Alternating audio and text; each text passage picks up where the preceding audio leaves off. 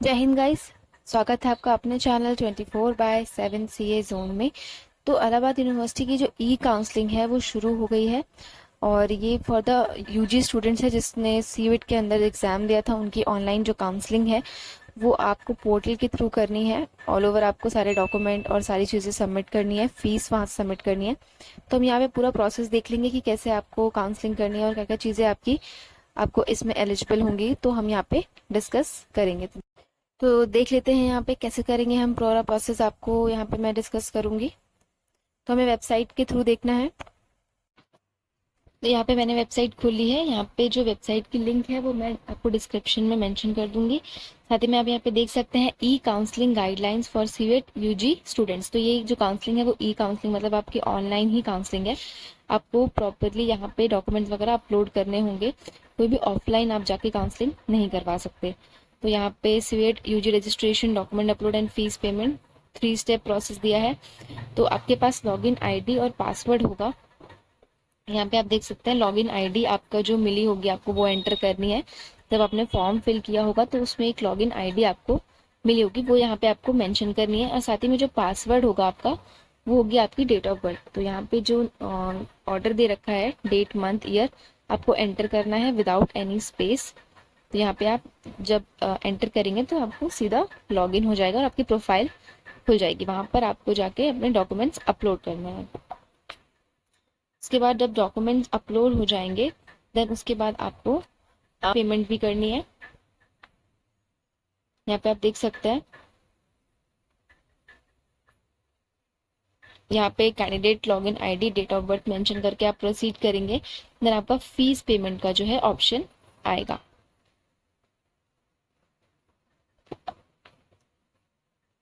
साथ ही में यहाँ पे आपको अंडरटेकिंग फॉर्म भी जमा करना है, उसके साथ ही आपको जो है अपलोड करना पड़ेगा यहाँ पे।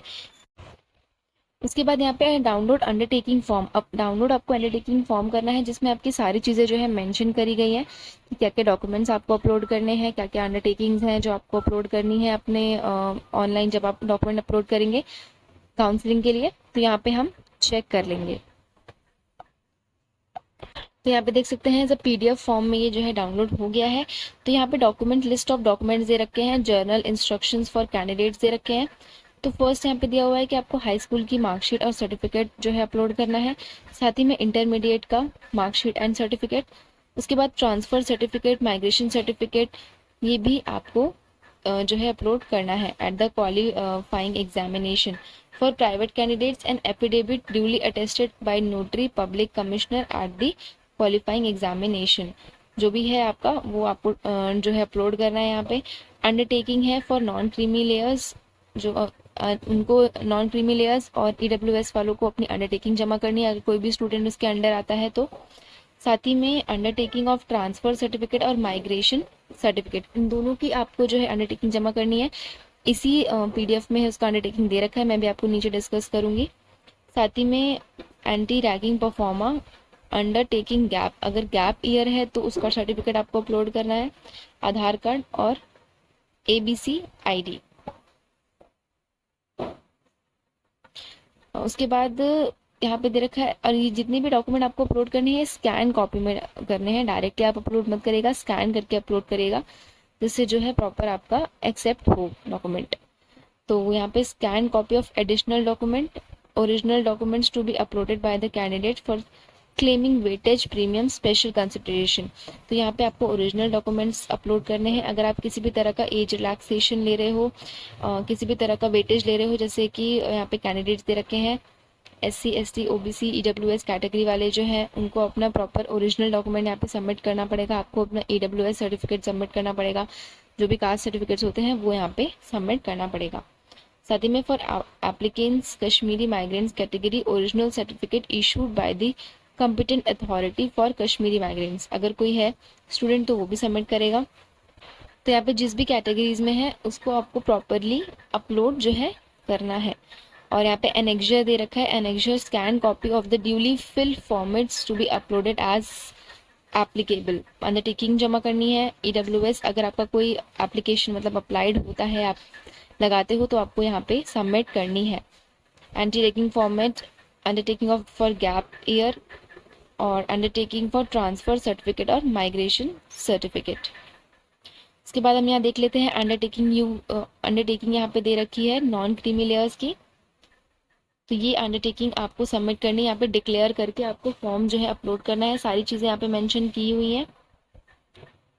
यहाँ पे आपको AU candidate ID, CUET UG application number जो आपको मिला होगा, courses for which application is applied, AU normalize NTA score for the course and mobile number, date और साथ में प्लेस मेंशन करना है। उसके बाद EWS का अंडरटेकिंग है, यहाँ पे एज इट इज़ आपको सबमिट करनी है सारी चीज़ें। अंडरटेकिंग आपका जो दे रखा है उसमें आपको फिल करनी है name belongs to candidate ID, और जो भी है जितनी भी चीज़ें यहाँ पे मेंशन है वो सभी आपको जो है प्रॉपरली फिल करके, इसका डॉक्यूमेंट आपको निकाल के फिल करके उसके बाद आपको अपलोड। यहाँ पे देख लेंगे undertaking for transfer certificate and migration certificates for candidates और अदर इंस्टीट्यूशन। इस कोई भी अदर इंस्टीट्यूशन के हैं तो यहाँ पे आपको जो है माइग्रेशन सर्टिफिकेट और ट्रांसफर सर्टिफिकेट अपलोड करना है। यहाँ पे सारी चीज़ें मेंशन करनी है, डिक्लेरेशन पूरा आपको प्रॉपर फिल करना है। उसके बाद ये एंटी रैगिंग का फॉर्म है जो पेरेंट्स के थ्रू जो है फिल किया जाएगा। यहाँ पे दे रखा है कि माता पिता अभिभावक द्वारा दी गई प्रतिबद्धता। तो यहाँ पे जो है किसी भी तरह का आप किसी भी एक्टिविटीज़ में या रैगिंग वगैरह में इन्वॉल्व नहीं होंगे, ये सारी चीज़ें डिक्लेरेशन के थ्रू प्रोवाइड करनी होंगी। उसके बाद आपका गैप ईयर सर्टिफिकेट है। अगर आपने कोई गैप रहा है आपके प्रोग्राम में, मतलब UG में एडमिशन लेते हुए, या आपका कोई ईयर गैप है, अगर आपका कोई भी ईयर गैप है तो आपको यहाँ पे क्लियरली मेंशन करना होगा कि क्या रीज़न रहा है उसका, और प्रॉपरली सारी चीज़ें यहाँ पे आपको दी गई हैं कि आपको अपना नाम, रेजिडेंस वगैरह जो है मेंशन करना होगा, क्यों रहा था गैप, और जो गैप पीरियड था was not involve in any offence और इलीगल एक्टिविटीज़। ये सारी चीज़ें आपको उसमें डिक्लेरेशन में देनी है कि किसी भी तरह की एक्टिविटीज़ में आप इन्वॉल्व नहीं थे। यहाँ पे आपको सिग्नेचर करना है विथ डेट ऑल्सो, नेम, यहाँ पे AU कैंडिडेट ID आएगी, CET UG 2023 application number, courses for which admission is applied, साथ ही में AU normalize NTA score for the course और मोबाइल नंबर। तो ये सारी चीज़ें आपको सबमिट करनी है अगर आपका कोई गैप रहा है तो। अगर आप नॉर्मल हैं तो आपको ये सर्टिफिकेट जमा करने की कोई ज़रूरत नहीं है। तो ये पूरा प्रोसेस था कि किस तरह से आपको डॉक्यूमेंट्स वगैरह अपलोड करने हैं, क्या क्या चीज़ें अपलोड करनी है।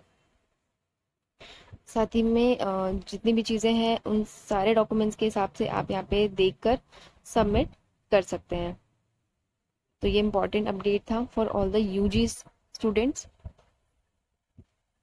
तो जितने भी बच्चे रह गए हैं काउंसलिंग के लिए वो यहाँ पे काउंसलिंग के थ्रू अपनी काउंसलिंग करवा सकते हैं। आपको प्रॉपर यहाँ पे लॉगिन ID डॉक्यूमेंट सबमिट करना है। जो भी चीज़ें मैंने बताई हैं उस PDF के फॉर्म में आपको प्रॉपरली रिटर्न चीज़ें लिख के स्कैन करके तब अपलोड यहाँ पे करना है डॉक्यूमेंट फॉर्मेट में, और फिर आपको फ़ी पेमेंट करनी है और आपका जो एडमिशन है वो आगे फर्दर प्रोसेस हो जाएगा।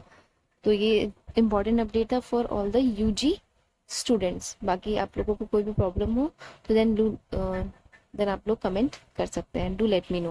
Okay, bye guys, take care.